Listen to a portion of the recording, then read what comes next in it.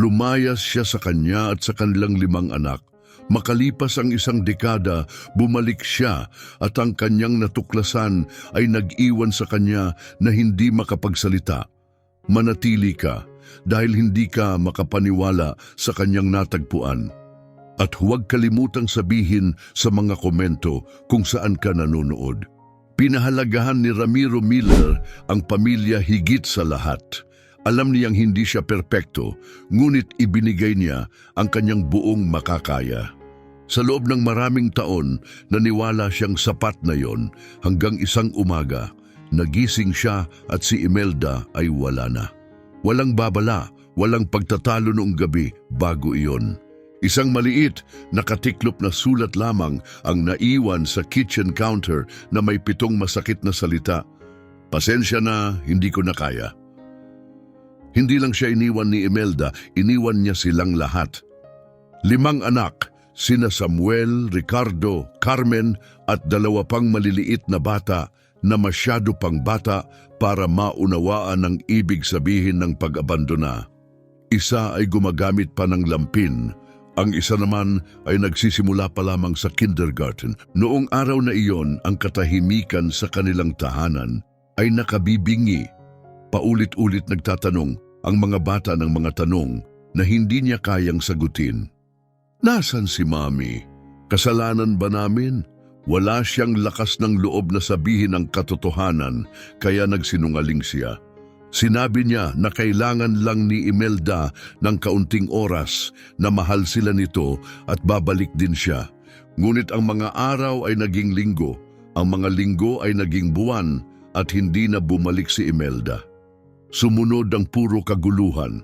Kinailangan ni Ramiro na iwan ang isa sa kanyang 2 trabaho dahil ang bayad sa childcare ay higit pa sa kanyang kinikita. Halos hindi siya nakakatulog. Nasusunog ang mga hapunan, nakakalimutan ang mga permission slip. Pero kahit papaano, nalampasan nila ito. Ang bawat araw ay nagsisimula ng 5:00 ng umaga habang ang buong mundo ay natutulog pa. Pinupuno niya ang kanyang paboritong basag na tasa ng kape, ang parehong tasa na dati ring mahal ni Imelda. Naging simbolo ito hindi ng pagkawala niya, kundi ng buhay na desperado niyang pinanghahawakan. Pagsapit ng 6:30, buhay na ang kusina.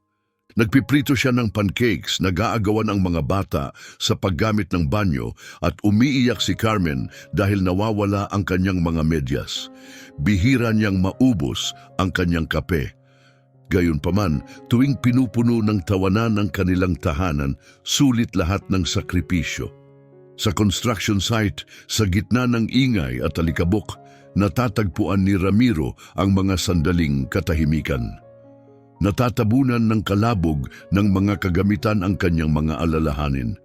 Madalas siyang biruin ng kanyang amo, si Harold. 5 anak pero nakakatayo ka pa rin.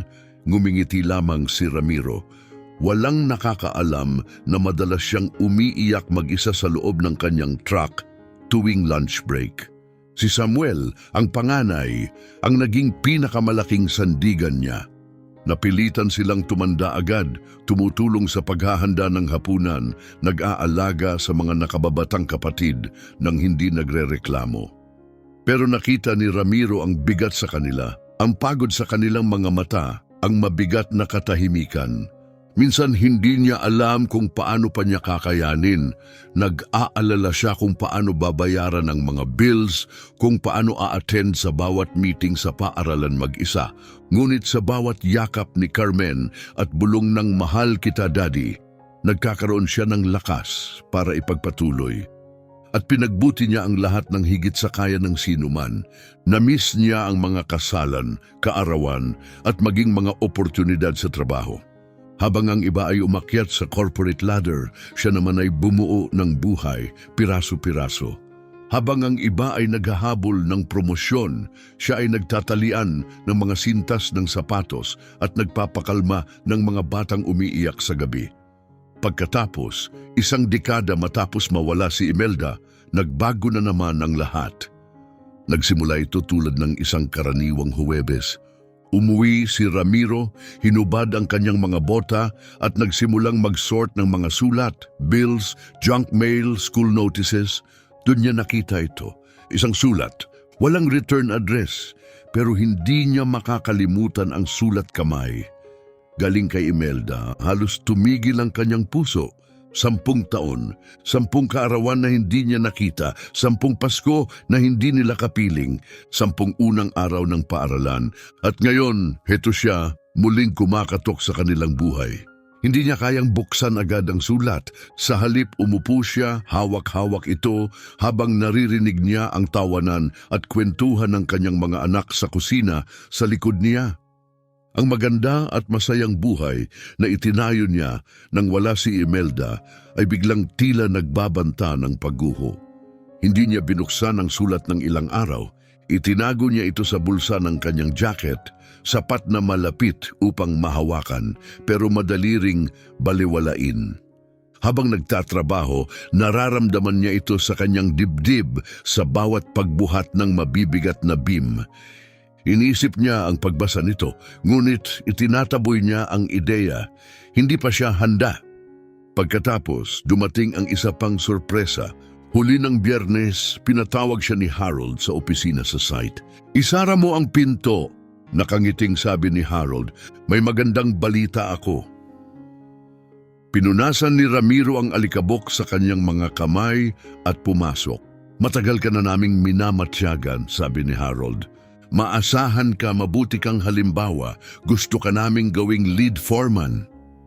Napakislot si Ramiro, hindi makapaniwala. Isang promosyon, mas mataas na sahod, sapat para maipadala si Samuel sa kolehiyo, maipagawa ang braces ni Ricardo, at baka kahit palitan ang luma nilang van. Ito ang uri ng oportunidad na pinangarap lang ni Ramiro sa mga gabing muntik nang maputulan sila ng kuryente. Pero hindi pa tapos si Harold sa pagpapaliwanag. "Ibig sabihin nito, mas mahahabang oras sa trabaho," sabi niya. "Minsan, pati Sabado, may overnight jobs, mas maraming meeting, mas malaking responsibilidad." Dahan-dahang tumango si Ramiro, naiintindihan ang bigat ng mga salitang iyon. Ibig sabihin, mas kaunting oras sa bahay. Mas maraming hapunan na hindi niya makakasamahan. Mas maraming school events na siya lang mag-isa ang a-attend. At mas maraming bigat na kailangang pasanin ni Samuel sa murang edad upang matulungan siyang panatilihing buo ang pamilya. Hindi agad sumagot si Ramiro. Kinagabihan naupo siya sa harap ni Samuel sa kitchen table. Tulog na ang mga nakababatang bata. Naiwan sa sofa ang paboritong stuffed bear ni Carmen at sa wakas, tahimik at payapa ang kusina. "Inalok ako ng promosyon kanina," sabi ni Ramiro habang maingat na pinagmamasdan si Samuel. Lumaki ang mga mata ni Samuel. "Magandang balita yan, di ba?" "Oo," sagot ni Ramiro na may mahinang ngiti. "Pero ibig sabihin din nito na mas madalang na akong makauwi." Sandaling tumigil si Samuel bago ngumiti ng maliit at matapang. "Kakayanin natin, Dad. Lagi mo namang nakikita ng paraan." Puno ng pag-asa ang mga salita, ngunit nakita ni Ramiro ang nakatagong bigat sa likod nito. Matagal nang kasabay niyang pinapasan ni Samuel ang kanilang pamilya. Kinagabihan mag-isa sa kanyang silid, sa wakas binuksan ni Ramiro ang liham. Mas parang isang kumpisal kaysa isang mensahe. Inamin ni Imelda ang kanyang mga pagkakamali. Ipinaliwanag na siya ay labis na nabigla at natakot, at ang pag-alis niya ay hindi planado, isang impulsibong desisyon lamang. Isinalaysay niya ang tungkol sa therapy, sa pagkakaroon ng pananampalataya at sa kanyang pagsisikap na muling buuin ang kanyang buhay. Ngunit naroon ang tunay na dahilan ng kanyang pagsusulat. "Gusto kong makita ang mga bata," isinulat niya. "Nagbago na ako. Gusto kong maging bahagi ng buhay nila ulit. Kung mapapatawad mo ako, baka kaya rin nila." Nakatitig si Ramiro sa mga salita niya, mahigpit na hawak ang papel. Kapatawaran para sa lahat ng namis na kaarawan. Para sa mga gabing hindi makatulog si Carmen dahil sa mga bangungot. para sa mga lihim na luha ni Samuel na walang nakakita, para sa hiya ni Ricardo tuwing tinatanong ng mga kaklase kung nasaan ang kanyang ina. Humihingi siya ng pangalawang pagkakataon, pero hindi niya minsan man tinanong kung ano ang halaga ng pagkawala niya. Maingat na tiniklop ni Ramiro ang sulat at inilapag ito sa mesa. Hindi pa siya handang magdesisyon, hindi mag-isa. Karapatan ng kanyang mga anak na malaman ng totoo at magkaroon ng pagpipilian. Pero sa kaibuturan niya may nagbago na. Ngayon, hindi na damdamin ang magdedesisyon. 10 taon niyang pinrotektahan ang kanyang mga anak. Hindi niya ito isusuko ngayon. Nanatili ang liham sa ibabaw ng dining table sa loob ng 2 araw. Walang humawak dito pero lahat ay nakapansin. Tuwing dumadaan, palihim itong sinusulyapan ni Samuel. Minsang tinanong ni Ricardo kung mahalaga ba ito, simple lamang ang sagot ni Ramiro. Pero hindi pa ngayon.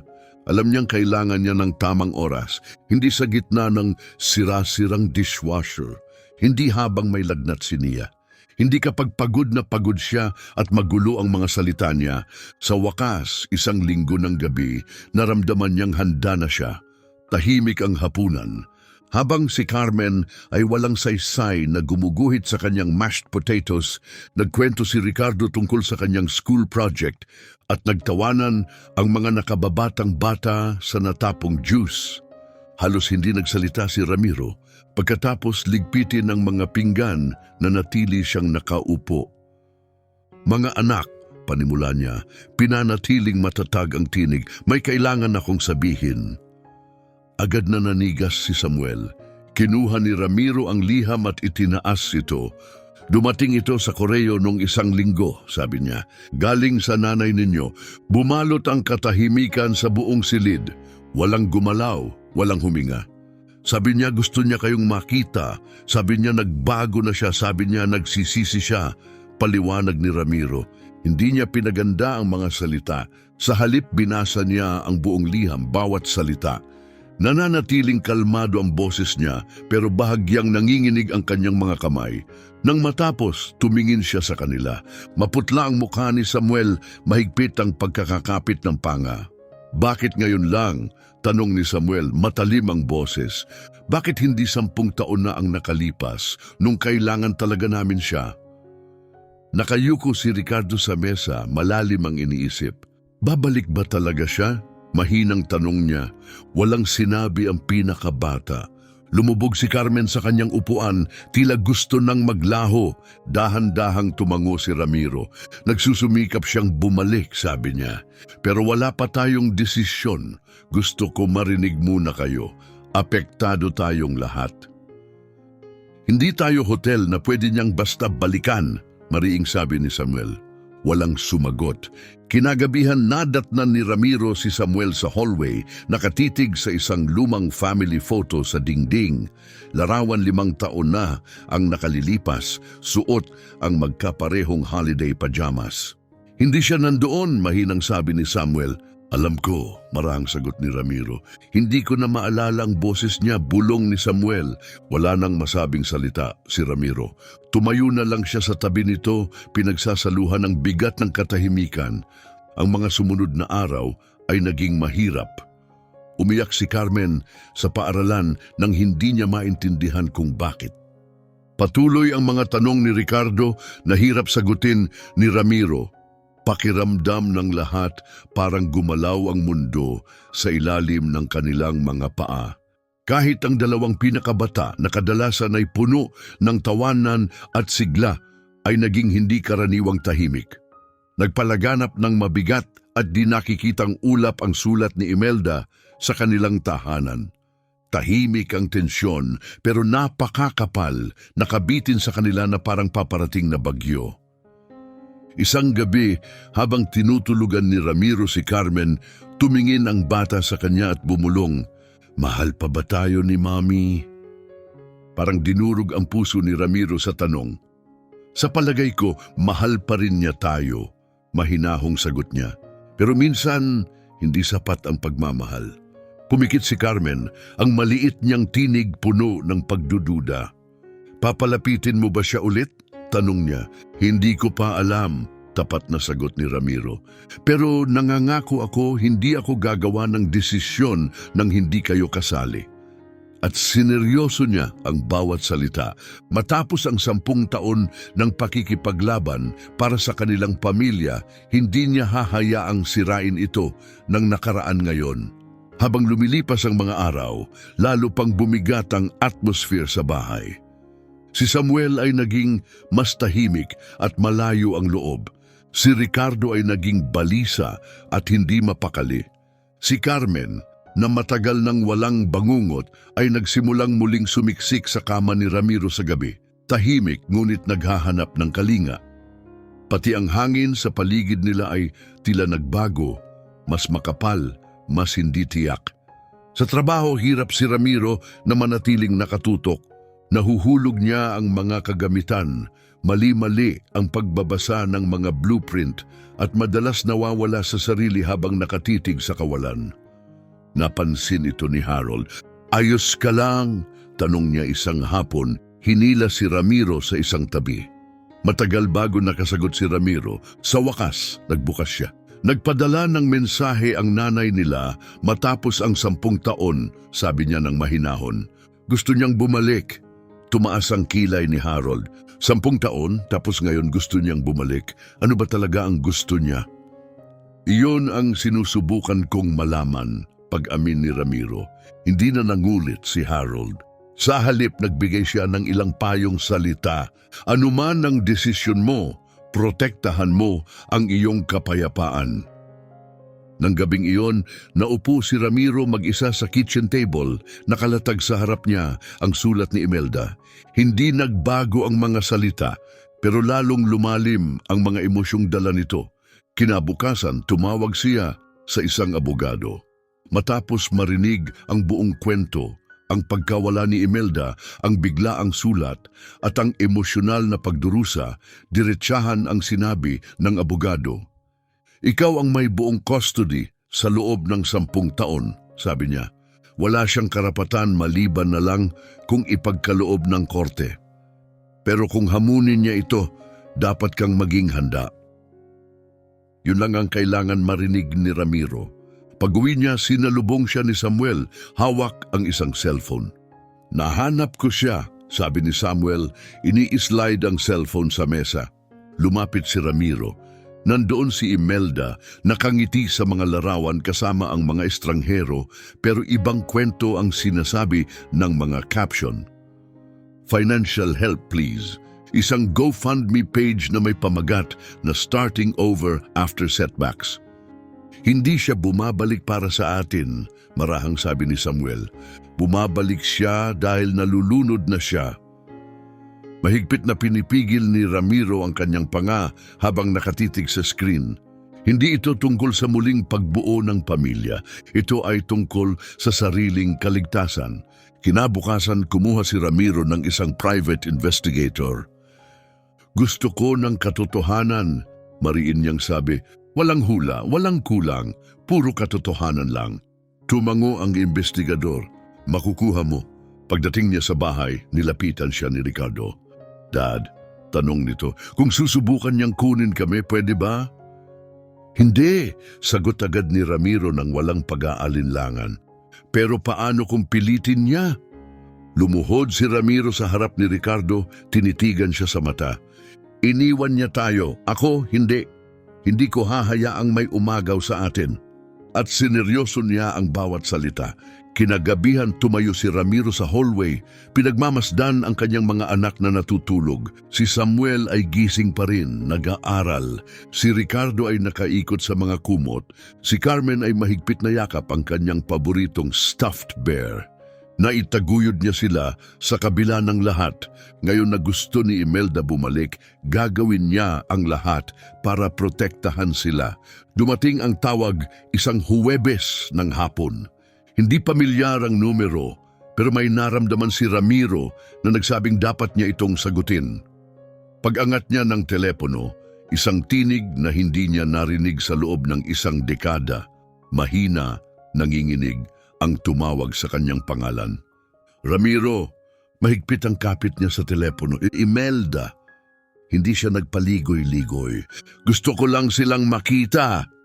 Yun lang, sabi niya, puno ng desperasyon ang boses. Isang meeting, please. Wala nang paghingi ng tawad ngayon, puro pagmamakaawa.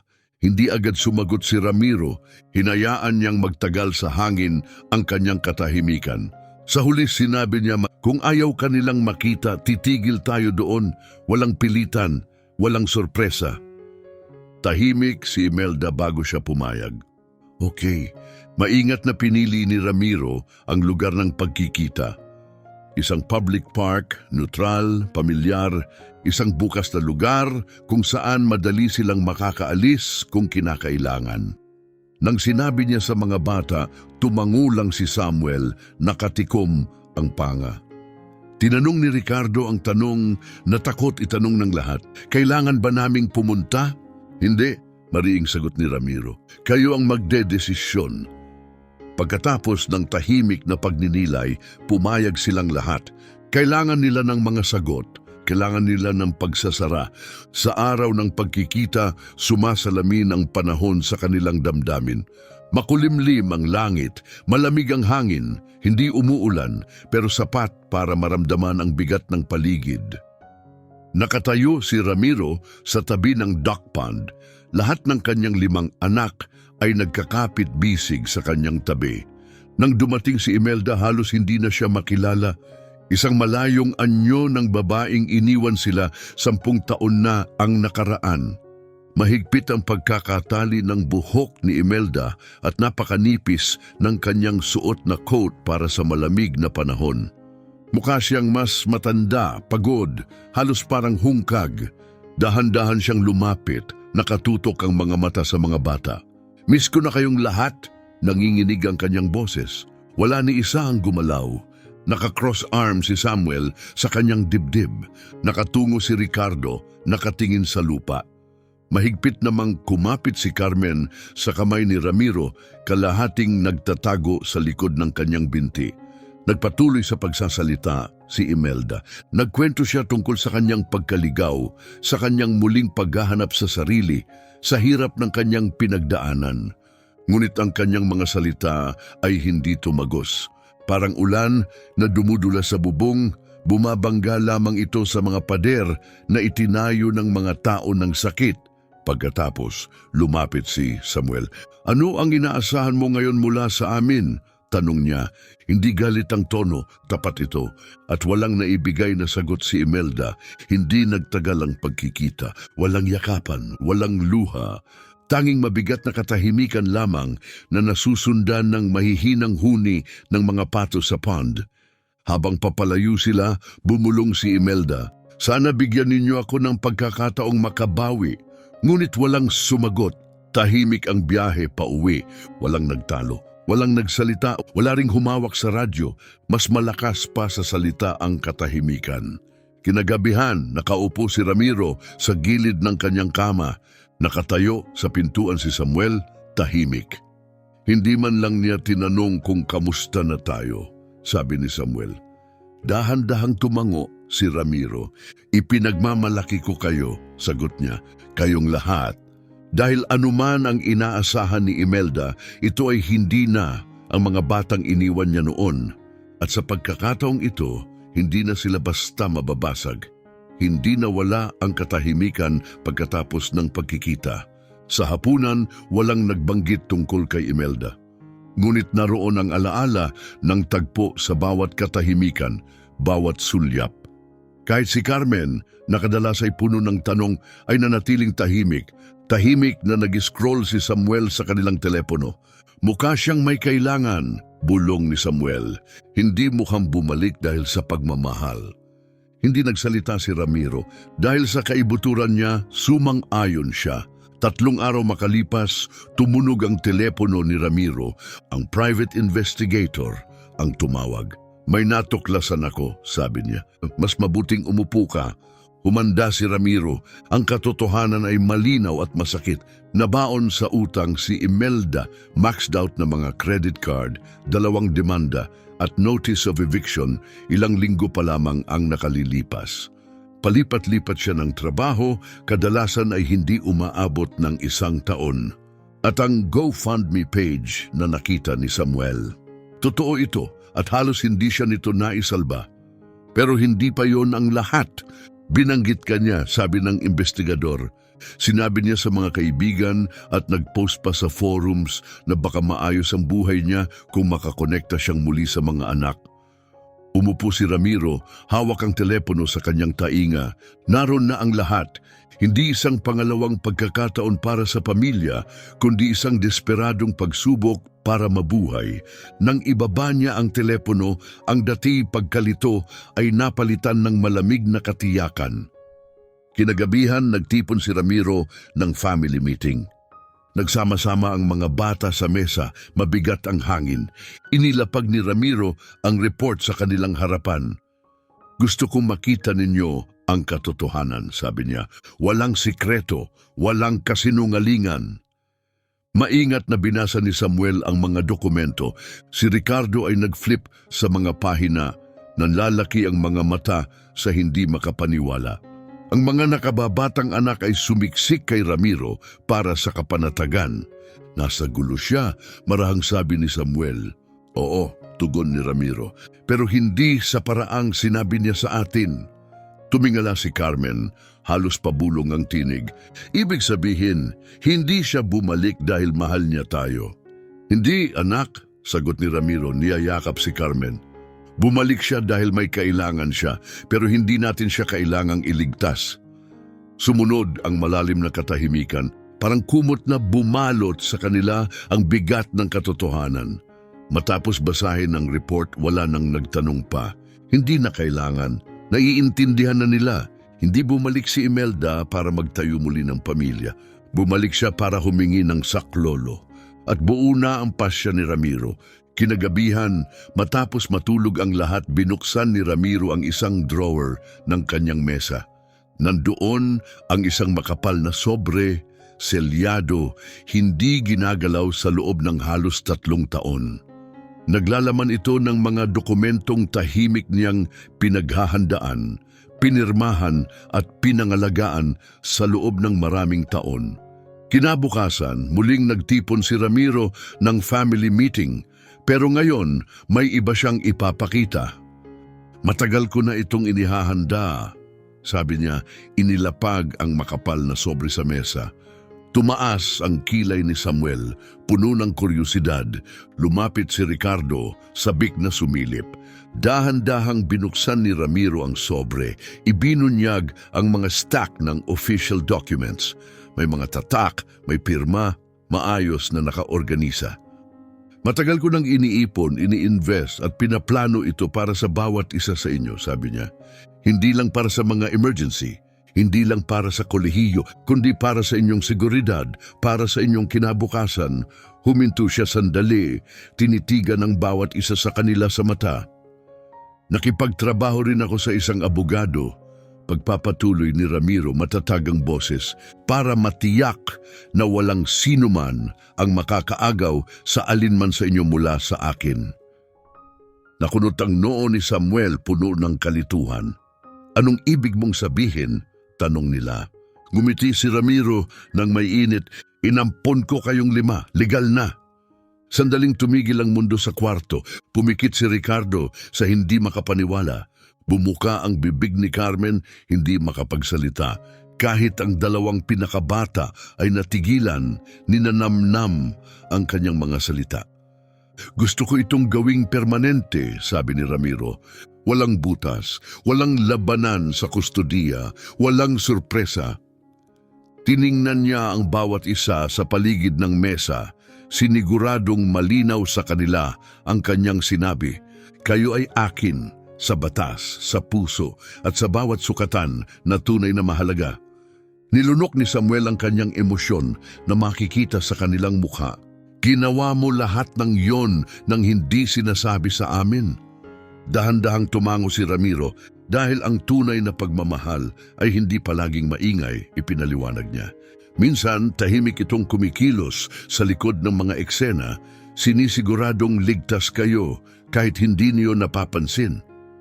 Bahagyang napahikbi si Ricardo habang sinabing, hindi mo naman kailangang gawin, pero ginawa mo pa rin. Kailangan ko, sagot ni Ramiro, dahil kayo ang aking pamilya at hindi ko hahayaang may kumuha nun mula sa atin, hindi na muli. Ngayon, malaya nang umagos ang mga luha. Sumampa si Carmen sa kandungan ni Ramiro, mahigpit siyang niyakap. Inabot naman ni Samuel ang kamay ni Ramiro at mahigpit itong pinisil. Hindi kailangan ng musika o magarbong talumpati sa sandaling iyon. Puno ito ng mas makapangyarihang bagay, katiyakan. Hindi lang mga ipinangakong salita, kundi patunay sa gawa. Sa mga sumunod na linggo, isang bagong kapayapaan ang bumalot sa tahanan ng mga Miller. Masiglang nagtutuur ng mga kolehiyo si Samuel. Sumali si Ricardo sa soccer team. Bumalik si Carmen sa kanyang paboritong dance classes. Ang dalawang nakababatang bata naman ay muling pinuno ng tawanan at ingay ang buong bahay. Sa unang pagkakataon sa maraming taon, nakaramdam sila ng kalayaan na mangarap ng walang takot na maaagaw ang lahat. Isang gabi, muling tinipon ni Ramiro ang kanyang mga anak, dalang huling batch ng mga legal na dokumento. Natapos na ang lahat ng pag-iingat, opisyal na ang adopsyon, naayos na ang pananalapi, nakalak na ng matatag ang kanilang kinabukasan. Ang kanyang pangako sa kanila ay naging ganap na katotohanan, matatag, permanente, at hindi matitinag. Pagkatapos isang araw, dumating muli ang isang liham. Kilala agad ni Ramiro ang sulat kamay kay Imelda. Maikli lamang ito, puno ng pagsisisi, tapat. Inamin niya ang lahat, ang tunay na dahilan ng kanyang pagbabalik. Hindi dahil sa pagmamahal, kundi dahil sa desperasyon. Sinabi niya ngayon ay naiintindihan na niya at nangakong hindi na muling makikialam. Hindi na sumagot si Ramiro. Maya-maya mula sa isang kaibigang magkakilala nila, narinig ni Ramiro na lumipat na si Imelda sa ibang lugar, nakahanap ng trabaho sa pamamagitan ng isang support program at sinusubukan ng bumuo ng sarili niyang buhay ng mag-isa. Tapos na ang lahat. Tahimik ngunit matatag na naisara ang pintuang minsang iniwang bukas. Sa bahay, ramdam ang gaan ng paligid. Bumalik ang mga movie nights, pinuno ng tawanan ang bawat sulok ng tahanan. Isang gabi, habang magkasama sila sa kusina, tiningnan ni Samuel si Ramiro at sinabi, "Iniligtas mo kami." Ngumiti si Ramiro at umiling ng marahan. "Hindi," sagot niya, "iniligtas natin ang isa't isa." Sama-sama silang patuloy na lumakad pasulong. Mas malakas, mas matalino at hindi matitinag. Dahil ito na ang pamilya na hindi iniwan ni Imelda.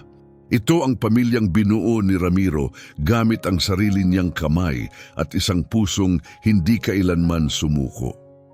Hindi lang niya pinalaki ang 5 bata ng mag-isa. Bumuo siya ng isang tahanan, isang ligtas na lugar at isang kinabukasang mapagkakatiwalaan nila. Sa kabila ng sakit, sakripisyo at tahimik na katatagan, pinatunayan niya ang isang simpleng katotohanan. Ang pagmamahal ay hindi palaging nasusukat sa mga engrandeng kilos. Nasusukat ito sa pagharap araw-araw, walang palya. Hindi niya kailanman hinangad ang mga award o pagkilala. Ang tanging nais niya lamang ay ang maging buo, ligtas at malaya ang kanyang mga anak. At sa huli, naibigay niya ang isang bagay na hindi kailanman naibigay ng kanilang ina, seguridad na walang kondisyon, pagmamahal na walang hangganan. Ngayon, itanong ko naman sa iyo, ano ang gagawin mo kung bigla kang lapitan ng isang tao mula sa iyong nakaraan, humihingi ng pangalawang pagkakataon matapos ang mahabang katahimikan? Ikwento mo sa comments sa ibaba. At kung ang kwentong ito ay nakaantig sa iyong puso, nagbigay inspirasyon o nagpapaalala sa iyo ng tunay na lakas ng pamilya, huwag kalimutang i-like, i-share at mag-subscribe para sa iba pang hindi malilimutang kwento tulad nito. Maraming salamat sa panonood at magkita tayo sa susunod na kwento.